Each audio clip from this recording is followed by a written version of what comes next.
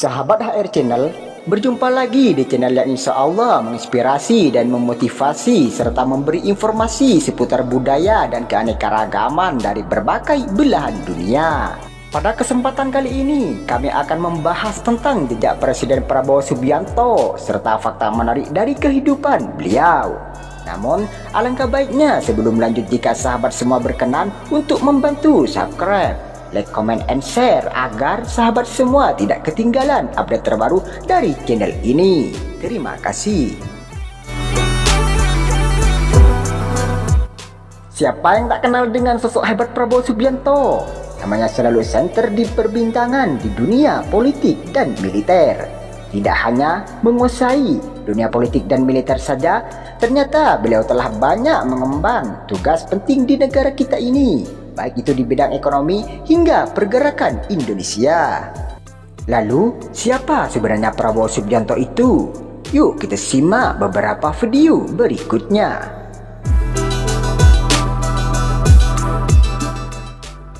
Yang pertama, biografi Prabowo Subianto.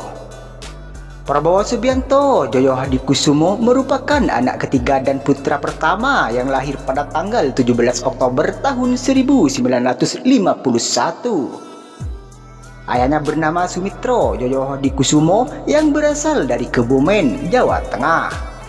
Ayah Prabowo merupakan seorang pakar ekonomi dan juga politisi Partai Sosialis Indonesia yang saat itu baru saja selesai menjabat sebagai Menteri Perindustrian di Kabinet Nasir pada April tahun 1952.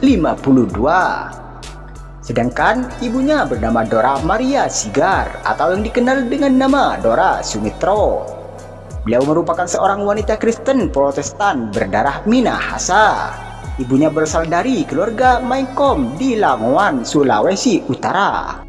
Setelah kelahiran Prabowo Subianto tak lama kemudian ayahnya, Sumitro, diangkat kembali menjadi Menteri Keuangan pada Kabinet Wilopo. Prabowo memiliki dua kakak perempuan bernama Biantiningsih Midrawati dan Mariani Ekowati. Beliau juga memiliki seorang adik laki-laki bernama Hasim Djojo Hadikusumo. Prabowo merupakan cucu dari Margono Djojo Hadikusumo, yaitu seorang pendiri Bank Negara Indonesia dan juga sebagai Ketua Dewan Pertimbangan Agung yang pertama. Keluarga Djojo Hadikusumo merupakan keturunan dari Raden Tumenggung Kertanegara yang merupakan Panglima Laskar Pangeran Diponegoro.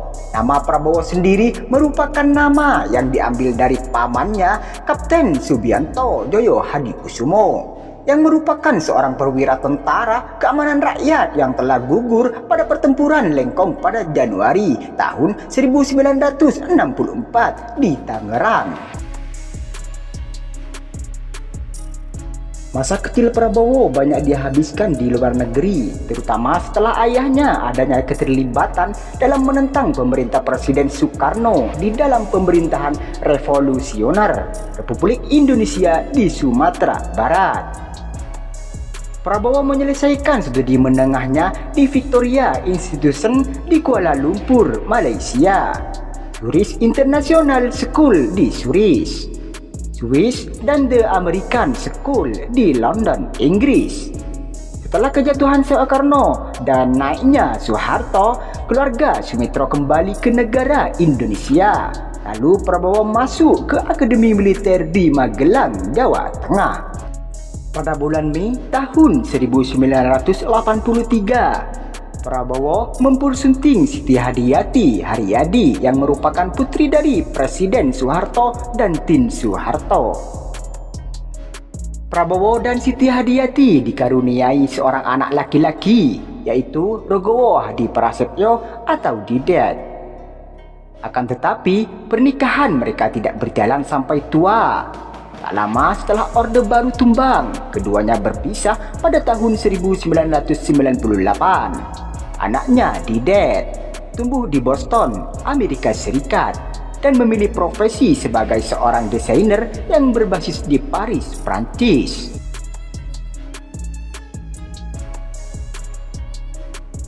Yang kedua, jejak perjuangan Prabowo Subianto menuju RI 1.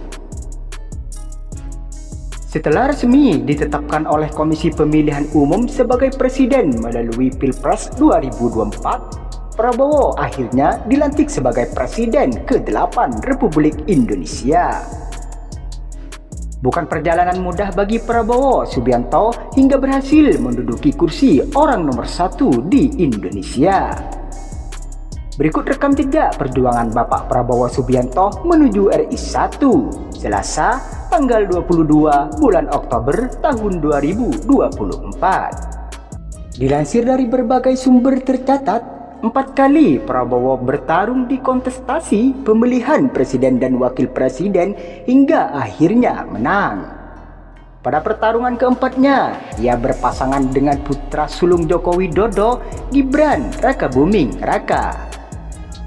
Jejak perjalanan politik Prabowo dimulai pada tahun 2004. Dirinya mencalonkan diri sebagai bakal calon presiden dari Partai Golkar melalui konvensi Kapres tahun 2004. Namun, Prabowo kalah suara sehingga gagal masuk ke bursa pencalonan. Prabowo kemudian menjabat sebagai anggota Dewan Pertimbangan Golkar dan mundur dari Partai Golkar pada tahun 2008. Ia kemudian mendirikan Partai Gerakan Indonesia Raya, yaitu Gerindra, bersama rekannya Soehardi. Kala itu, Prabowo menjadi Ketua Dewan Pembina, sedangkan Soehardi menjabat sebagai Ketua Umum Partai Gerindra. Pada tahun 2014, Prabowo akhirnya menggantikan Soehardi sebagai Ketua Umum Gerindra. Pada pemilu 2009, Prabowo maju sebagai calon wakil presiden mendampingi Megawati Soekarno Putri sebagai calon presiden. Namun, pasangan Megawati Prabowo hanya mendapatkan 26,79% suara, kalah mutlak dari pasangan SBY dan Budiono. Kemudian, pada kontestasi pemilu 2014, Gerindra kembali mencalonkan Prabowo. Kali ini sebagai calon presiden berpasangan dengan Ketua Umum PAN, yaitu Hatta Rajasa. Pada periode ini, pasangan Prabowo Hatta berhadapan dengan pasangan Joko Widodo Yusuf Kala. Namun, takdir berkata lain. Jokowi JK unggul dengan perolehan suara 53,15%. Perjuangan Prabowo tak berhenti di situ. Pada 2019, dirinya kembali maju sebagai calon presiden dari Partai Gerindra, berpasangan dengan Sandiaga Uno, mantan wakil gubernur DKI Jakarta. Sebagai calon wakil presiden, Prabowo kembali berhadapan dengan Jokowi yang berpasangan dengan Ma'ruf Amin.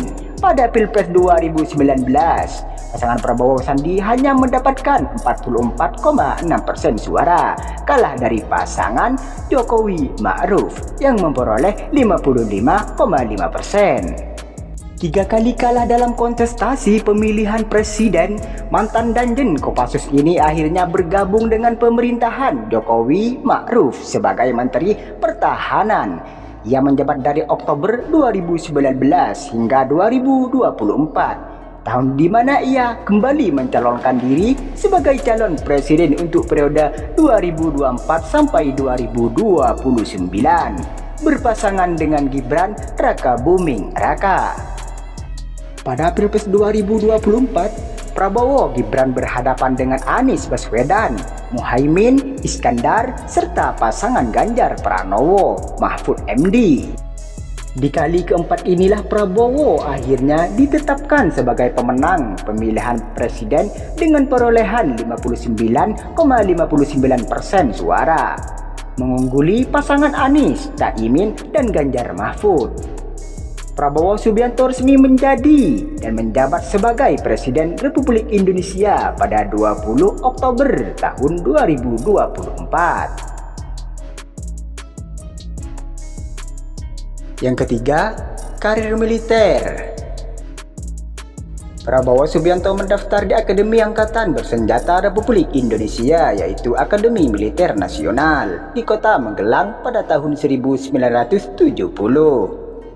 Ia lulus pada tahun 1974 bersama orang lain yang kemudian memperoleh posisi kepemimpinan senior seperti Susilo Bambang Yudhoyono.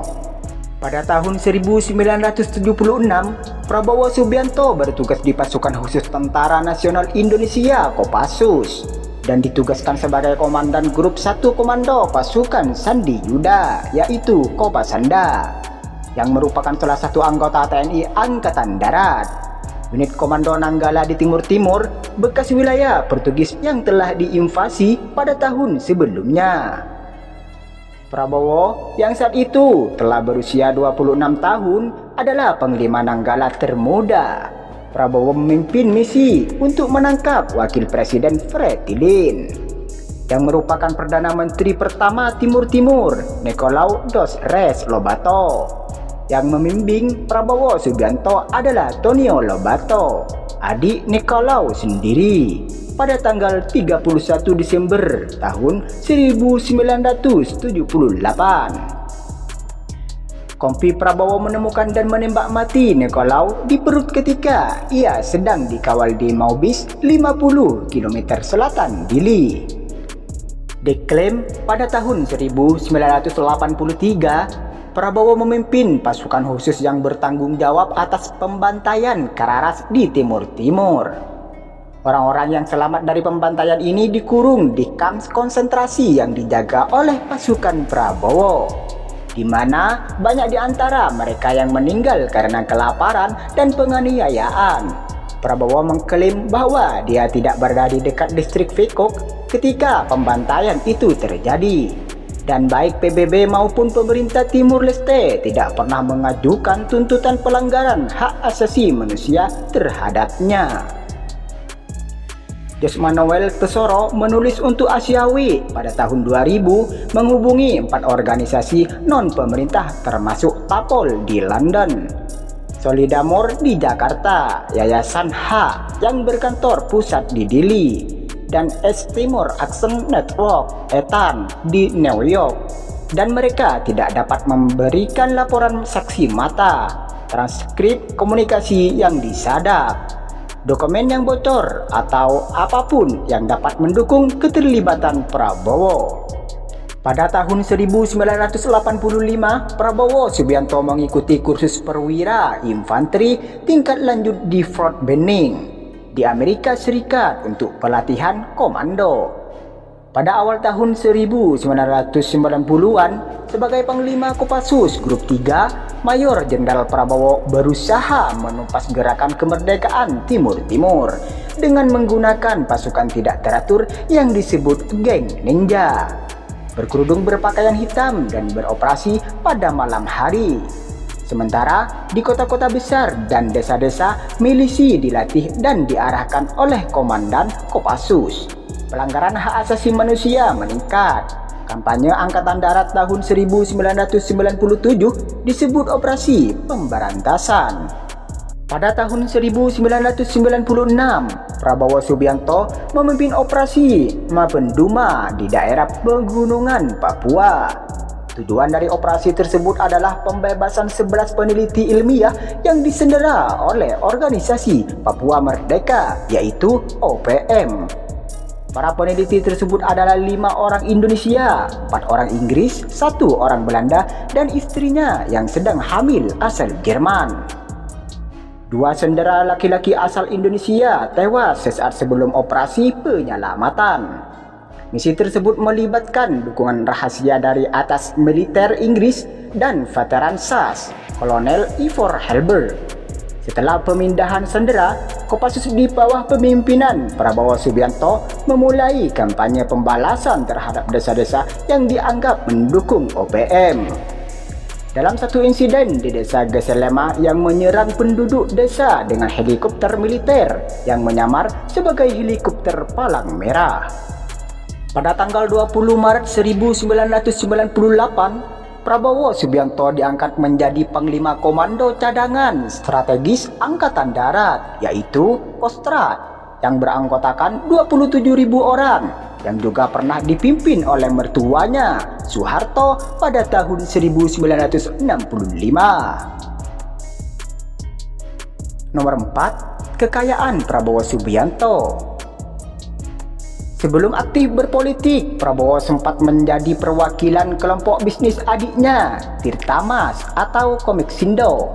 Merujuk paparan George Adi Condro dalam korupsi kepresidenan 2006 saat dia aman, Yordania, dari sana juga dia berupaya mempersiapkan bisnis tambang. Pengelolaan kertas, dan penggalian sumber-sumber energi. Barulah pada 2001, Prabowo dan rekannya mendirikan Nusantara Energi. Perusahaan inilah yang kemudian menjadi mesin pendulang kekayaan bagi Prabowo. Awalnya bisnisnya bergerak di industri kertas bernama PT Kiani Kertas yang berada di Berau, Kalimantan Timur. PT Kiani Kertas ini awalnya dimiliki oleh Raja Hutan, Bob Hasan. Namun, pada tahun 1990-an, perusahaan ini diambil alih negara karena dianggap tidak sehat. Selanjutnya, Prabowo ingin membangkitkan perusahaan kertas tersebut. Dia membeli Kiani Kertas senilai 1,8 triliun rupiah dan mengubahnya menjadi PT Kertas Nusantara. Pengambil alihan ini kemudian membuat hubungannya dengan senior di TNI, Luhut Binsar Panjaitan, kembali mencair. Sebagaimana dipaparkan Hendra Budiman dalam Para Pembisik Jokowi tahun 2015, di Kiani Kertas, Prabowo menjabat sebagai Presiden Direktur dan Luhut Binsar Panjaitan menduduki kursi Komisaris Utama. Sayang, hubungan positif dua Jenderal TNI itu tidak berlangsung lama. Kondisi perusahaan yang tak kunjung membaik membuat hubungan keduanya kembali merenggang. Di tangan Prabowo, Kiani Kertas tetap dianggap perusahaan yang tak sehat dan tidak begitu sukses. Setelah bermain di industri kertas, Prabowo beralih ke sektor bisnis lain. Tercatat, mantan pangkostrat ini sempat bermain di bisnis minyak kelapa sawit melalui PT Tidar Kerici Agung, bidang perikanan lewat PT Jaladri Nusantara, dan sektor migas lewat PT Nusantara Energi. Seluruh bisnis itu berada di bawah naungan Nusantara Group yang ternyata membawahi 27 perusahaan di dalam dan luar negeri. Selama menjalani bisnis, Prabowo tidak sendirian. Dia menaruh kepercayaan besar kepada rekan politik dan keluarganya. Inilah yang menjadi kunci bisnis Prabowo. Menurut LHKPN, pertanggal 31 Desember tahun 2023, Prabowo memiliki harta senilai 2,04 triliun rupiah dan tanpa utang. Terbanyak harta Prabowo berada pada tanah dan bangunan dengan nilai 275,3 miliar rupiah. Ini tersebar di wilayah Jakarta dan Bogor dengan luas dan nilai yang berbeda. Prabowo juga memiliki sederet alat transportasi senilai 1,2 miliar rupiah, meliputi Toyota Alphard dan Lexus Gap tahun 1992 seharga 400 juta rupiah, serta 6 mobil lainnya. Dan pertahanan itu tersebut juga memiliki harta bergerak lainnya senilai 16,4 miliar rupiah. Surat berharga senilai 1,7 triliun rupiah dan kas senilai 47,8 miliar rupiah. Sahabat HR Channel, sekian dulu pembahasan video kali ini. Semoga bermanfaat untuk kalian semua. Terima kasih.